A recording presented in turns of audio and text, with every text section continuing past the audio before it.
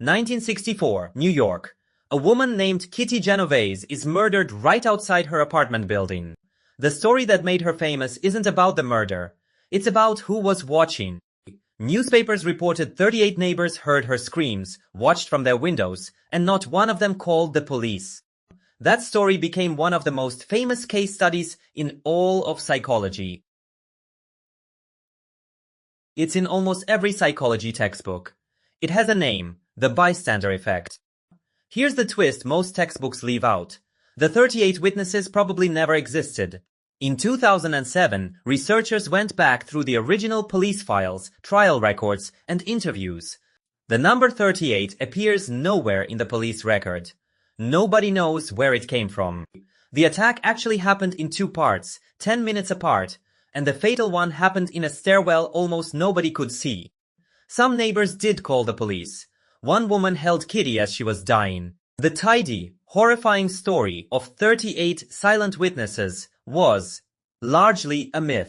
But here's the strange part. The psychology the myth accidentally inspired turned out to be completely real. Two psychologists, Bib Latané and John Darley, read the same exaggerated news story everyone else did. And they asked a sharper question. Does having more witnesses actually make people less likely to help? So they built an experiment to test it directly. 72 students each sat alone in a room, talking over an intercom about college life. Partway through, one voice, the victim, started having what sounded like a seizure, live, over the intercom. Some students believed they were the only other person listening. Some believed there were two others. Some believed there were 5 others. When people thought they were the only listener, 85% rushed to get help. Read camps would lend her, family doing. When they believed 4 other people could also hear it, that dropped to 31%.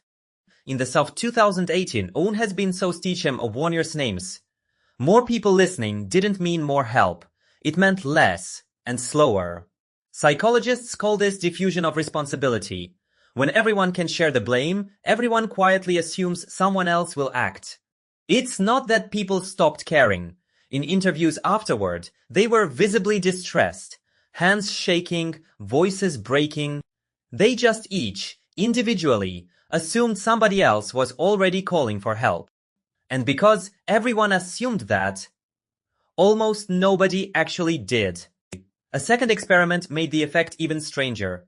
Researchers had people fill out a survey, alone or in a room with 2 other people. In had rail, support esta vibes vary. Then smoke started pouring in through a vent. Alone, the vast majority of people got up and reported it within minutes. In a group where the other 2 people calmly ignored the smoke on purpose, most participants ignored it too, even while visibly coughing, rubbing their eyes, waving smoke away from their faces. They looked around, saw everyone else staying calm, and quietly decided it must be fine. This is a different mechanism than diffusion of responsibility. It's called pluralistic ignorance. We look to other people's reactions to decide how alarmed we should be, and everyone else is doing the exact same thing. A room full of people privately panicking, all performing calm for each other. Now, here's a related but different question. What happens when the group isn't just present, but actively wrong? In 1951, Solomon Asch ran an experiment that had almost nothing to do with emergencies. He showed people a line and asked them to match it to one of 3 obviously different length lines. It was so easy that, alone, people got it right more than 99% of the time. Then he added a twist, put one real participant in a room with several actors, and had every single actor confidently give the same wrong answer, out loud, before the real participant answered. About 75% of real participants went along with the obviously wrong answer at least once. On average, people conformed to the wrong answer on about a third of these trials, not because their eyes were failing them. Afterward, many admitted they knew the answer was wrong. They said it anyway, because disagreeing with the entire room, out loud, felt worse than being wrong. The Nishoipelturis once says of Naktat for this fate, and the size of the group mattered enormously. With just one other person giving a wrong answer, conformity was almost nothing, about 3%. With 2 others agreeing, it jumped to almost 13%. With 3 others, it hit that same 1 in 3 rate, and adding even more people barely changed it further. So the bystander effect and conformity are actually 2 different diseases with suspiciously similar symptoms. One is about responsibility, quietly leaking out of you the moment other people are around to share it. The other is about privately knowing you're right and still saying the wrong thing out loud because a crowd disagreed. Different mechanisms, same trick. Both make you disappear quietly into a group instead of acting like the one person you actually are. So here's the useful part.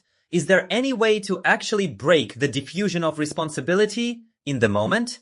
Researchers and writers like Robert Cialdini point to one surprisingly simple trick. Stop shouting at the crowd.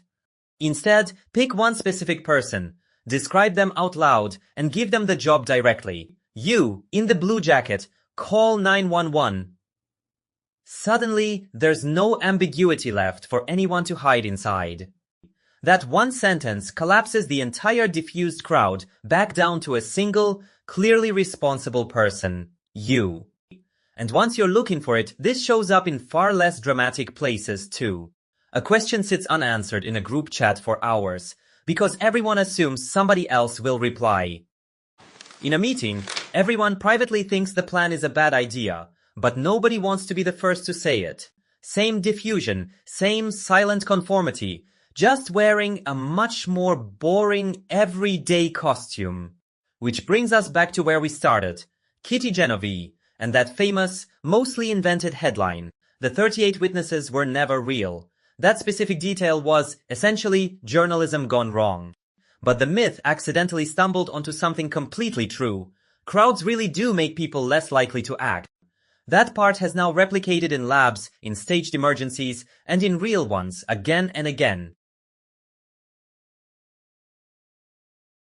So here's my question for you, down in the comments. Have you ever had a moment like that? A moment where something needed doing, and you quietly assumed someone else would handle it. Tell me what happened. I promise you're not the only one who's done it. Next episode, we're leaving crowds behind and going after a much sneakier bias. It's called anchoring, and it explains why the very first number you hear quietly hijacks every decision after it. Subscribe now so you don't just assume someone else will remind you to come back for it. Thanks for watching. And hey, if you saw something happen just now and did nothing, that's kind of the point. See you in the comments. And I'll catch you next time. Try not to assume somebody else will click subscribe. That's the kind of bystander effect I can actually live with. One last thing before you go. If you ever freeze when someone needs help, that's not a character flaw. It's decades of psychology working as documented. Shake it off, point at one specific person, and go help anyway.